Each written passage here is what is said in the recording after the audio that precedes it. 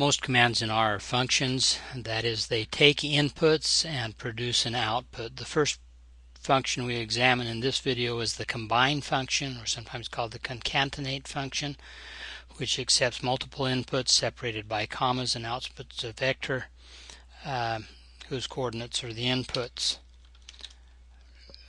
For example, 2, 3, minus 4, 5, 6, 7, say, R printed the output to the screen because we did not say what to do with it.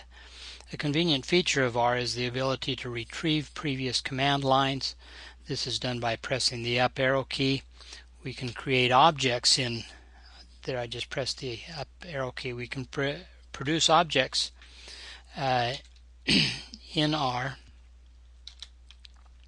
I'm going to produce an object v1, which is going to take that vector and just store it in v1. The panel looks like this.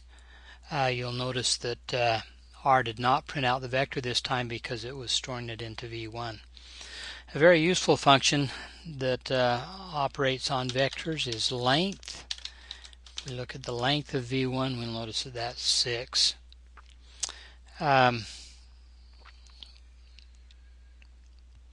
To illustrate some of the arithmetic that R can do on vectors, I want to build another vector. I'll call it v2 for right now.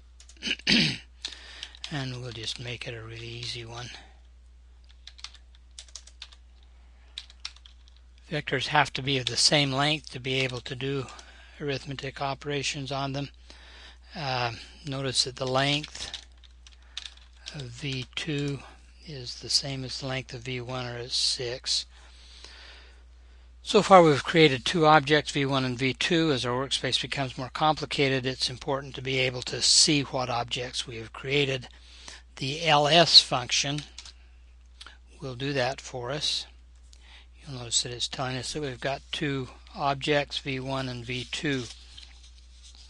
Because these vectors v1 and v2 are the same length, they can be added, subtracted, multiplied, or divided together. If I take v1 plus v2 as an example, just verify to yourself that it is adding those component-wise. v1 times v2, similarly, it does it component-wise. Subtraction and multiplication also operate component-wise. Any function that operates on another really useful function that operates on vectors is summary. What summary does is give the 5-number summary of the coordinates of the vector. Notice that it tells you what the minimum is, what the maximum is, the first quartile, the third quartile, the median. It also tells what the mean is. There's another useful function that operates on vectors. It's called mean, and of course it gives you the same mean as you get from the summary, but it just ends up being an individual number. R allows us to add or subtract a number from a vector, returning a vector where each component is either increased or decreased by the value of the number. Here's an example. Suppose that we took v1 minus the mean of v1.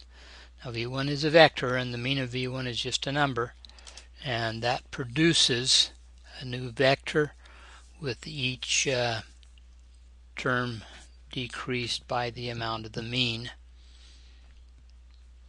Another thing that we can do here, we can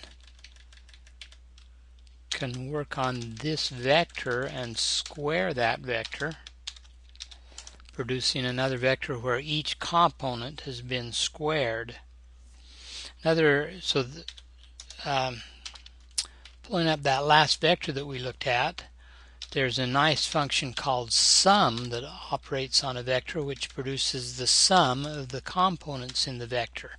Now that particular amount is important to us. We've seen it before. It's called the sum of squares. For convenience in what we're going to do, I'm going to create an object called ss.v1 to remind me that it's the sum of squares of v1.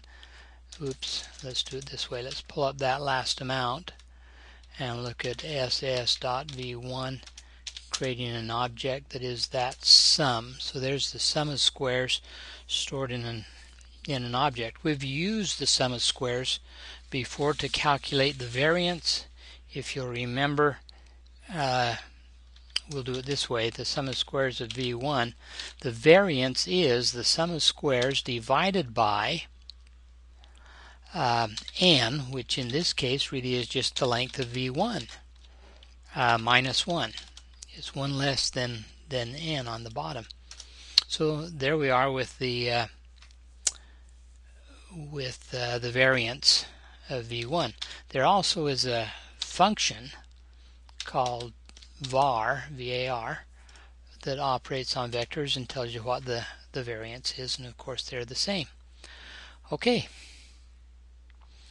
that's the end of this video.